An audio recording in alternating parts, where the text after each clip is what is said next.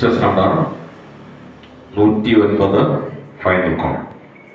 മാന്യ സദസ്സിന് നമസ്കാരം.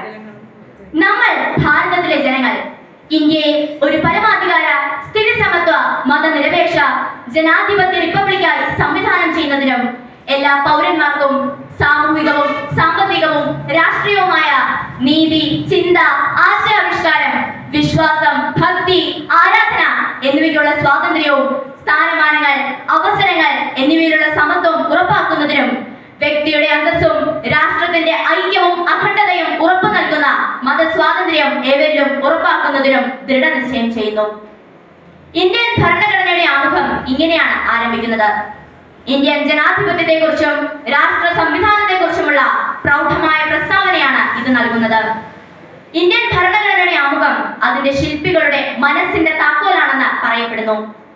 ഇന്ത്യൻ ഭരണഘടന നമുക്ക് ഉറപ്പു നൽകുന്ന മൗലിക അവകാശങ്ങളാണ് സമത്വത്തിനുള്ള അവകാശം, സ്വാതന്ത്ര്യത്തിനുള്ള അവകാശം, ചൂഷണത്തിനെതിരെയുള്ള അവകാശം, സാംസ്കാരികവും വിദ്യാഭ്യാസപരവുമായ അവകാശം, മൗലിക അവകാശങ്ങൾ, കോടതിയിലൂടെ സ്ഥാപിച്ചെടുക്കുന്നതിനുള്ള അവകാശം, മതസ്വാതന്ത്ര്യത്തിനുള്ള അവകാശം.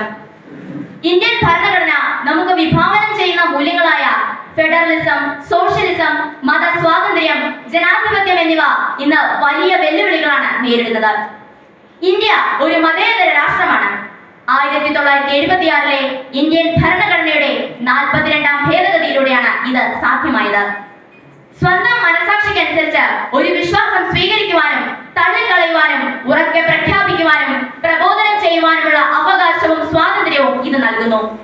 ഇങ്ങനെ മതസ്വാതന്ത്ര്യമുള്ള നമ്മുടെ നാട്ടിലാണ് കന്യാസ്ത്രീമാരായ പ്രീതി മേരിയും വന്ദന ഫ്രാൻസിസും യാതൊരു കാരണവുമില്ലാതെ 8 ദിവസം കൽത്തോണിൽ അടയ്ക്കപ്പെട്ടത്. പശുമാംസം വീട്ടിൽ സൂക്ഷിച്ചതിന്റെ പേരിൽ ആൾക്കൂട്ട കൊലപാതകത്തിനിരയായ മുഹമ്മദ് അഖ്ലാ ജീവിച്ചതും ഇവിടെ തന്നെ. 2019 ഇന്ത്യൻ പാർലമെന്റ് പാസാക്കിയ പൗരത്വ ഭേദഗതി നിയമവും മുത്തലാഖ് നിയമവും ഏകീകൃത സിവിൽ കോഡിനായുള്ള മുറവിളികളും വഖഫ് ഭേദഗതി ബില്ലുമെല്ലാം ഒരു കൂട്ടം ജനങ്ങളിൽ വലിയ ആശങ്ക സൃഷ്ടിക്കുന്നു. ഇന്ത്യയിലെ മതസ്വാതന്ത്ര്യം വലിയ വെല്ലുവിളികൾ നേരിടുന്നുവെന്നാണ് ഇന്ത്യയിലെ മതന്യൂനപക്ഷങ്ങൾ കരുതിപ്പോരുന്നത്. ഇന്ത്യൻ യൂണിയനിലെ ഗവൺമെന്റും സംസ്ഥാന ഗവൺമെന്റും തമ്മിലുള്ള സഹവർത്തിത്വം ഭരണഘടന ഉറപ്പു നൽകുന്നതാണ് ഫെഡറലിസം. എന്നാൽ ഇന്ന് ഇന്ത്യൻ ഫെഡറലിസം ധാരാളം വെല്ലുവിളികൾ നേരിടുന്നുണ്ട്. ഗവർണർമാർ തങ്ങളുടെ രാഷ്ട്രീയ നിലപാടുകൾ ഭരണ നിർവഹണത്തിൽ കലർത്തുന്നുണ്ടോ എന്ന സംശയം വ്യാപകമായി ഉന്നയിക്കപ്പെടുന്നു. ആർട്ടിക്കിൾ 200 പ്രകാരം നിയമസഭയിൽ പാസാക്കിയ ബില്ലുകൾ ഗവർണർ ഒപ്പുവെച്ചാൽ മാത്രമേ നിയമമാവുകയുള്ളൂ. എന്നാൽ ഇന്ന് പല ദക്ഷിണേന്ത്യൻ സംസ്ഥാനങ്ങളിലും ഗവർണർ ഒപ്പുവെക്കാത്തത് മൂലം നിയമനിർവഹണം വൈകുന്നതായി പരാതികൾ ഉയരുന്നു. കേരളം അടക്കമുള്ള സംസ്ഥാനങ്ങൾ ഈ വിഷയത്തിൽ സുപ്രീം കോടതിയെ സമീപിച്ചു കഴിഞ്ഞു. ഇന്ത്യയിലെ ജനാധിപത്യം എക്കാലത്തും ഒരുപോലെ പ്രതിസന്ധികൾ നേരിടുന്നതാണ്. 1975-77 കാലഘട്ടത്തിലെ അടിയന്തരാവസ്ഥ ഭരണഘടനാ മൂല്യങ്ങൾക്ക് വലിയ ആഘാതമാണ് ഏൽപ്പിച്ചത്. ഒരു വ്യക്തിക്ക് ഒരു വോട്ട് എന്നതാണ് ജനാധിപത്യത്തിൽ ഭരണഘടനാപരമായ അവകാശം. എന്നാൽ കഴിഞ്ഞ ദിവസം ലോക്സഭാ പ്രതിപക്ഷ നേതാവ് നടത്തിയ വാർത്താ സമ്മേളനം നാം ഏവരെയും ഞെട്ടിച്ചിരിക്കുകയാണ്. ഭരണഘടനാ സ്ഥാപനമായ ഇലക്ഷൻ കമ്മീഷൻ ഇതിന് മറുപടി നൽകിയെങ്കിലും സാധാരണക്കാരായ ജനങ്ങളുടെ മനസ്സിലെ ആശങ്ക നീക്കി ഇലക്ടർ റോളുകൾ ശുദ്ധീകരിക്കണം. അവർ ഇതിനായുള്ള നടപടികൾ സ്വീകരിച്ചു തുടങ്ങിയിട്ടുമുണ്ട്.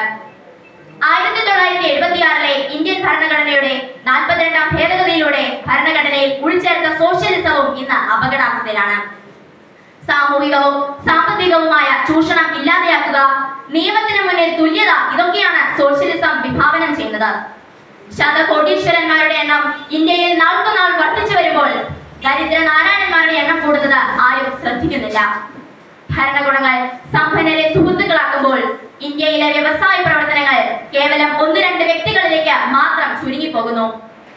1000 കുറ്റവാളികൾ രക്ഷിക്കപ്പെട്ടാലും ഒരു നിരപരാധി ശിക്ഷിക്കപ്പെടരുത് എന്ന് നിശ്ചയമുള്ള നമ്മുടെ നാട്ടിലാണ് ഡൽഹി ഹൈക്കോടതി ജഡ്ജിയായ യശ്വന്ത് വർമ്മയുടെ ഔദ്യോഗിക വസതിയിൽ നിന്നും കത്തിക്കരിഞ്ഞ നോട്ടുകെട്ടുകൾ ലഭിക്കുന്നത്. സാധാരണക്കാരായ ജനങ്ങളുടെ മനസ്സിൽ ആശങ്ക സൃഷ്ടിക്കുന്ന കോടതി നിയമങ്ങൾ, വിധികൾ ഭരണഘടനയുടെ ആത്മാവിനെ കളങ്കപ്പെടുത്തുന്നു. ഇത്തരത്തിൽ നിരവധി വെല്ലുവിളികൾ ഇന്ത്യൻ ഭരണഘടന നേരിടുന്ന ഈ കാലഘട്ടത്തിൽ അതിന്റെ അന്തസ്സിനെ കാത്തു സൂക്ഷിക്കേണ്ടത് പൗരന്മാരാണ്. ലോകത്തിലെ ഏറ്റവും വലിയ എഴുതപ്പെട്ട ഭരണഘടനയായ ഇന്ത്യൻ ഭരണഘടന ഇന്ത്യയുടെ ആത്മാവാണ്. ആ ആത്മാവ് നഷ്ടപ്പെട്ടാൽ ഇന്ത്യ ഇല്ലാതെയാകും. ഇന്ത്യയുടെ ആത്മാവിനെ നഷ്ടപ്പെടുത്താതെ ചേർത്ത് പിടിക്കേണ്ടത് നാം ഓരോരുത്തരുടെയും കടമയാണ്. നന്ദി, നമസ്കാരം, ജയ് ഹിന്ദ്.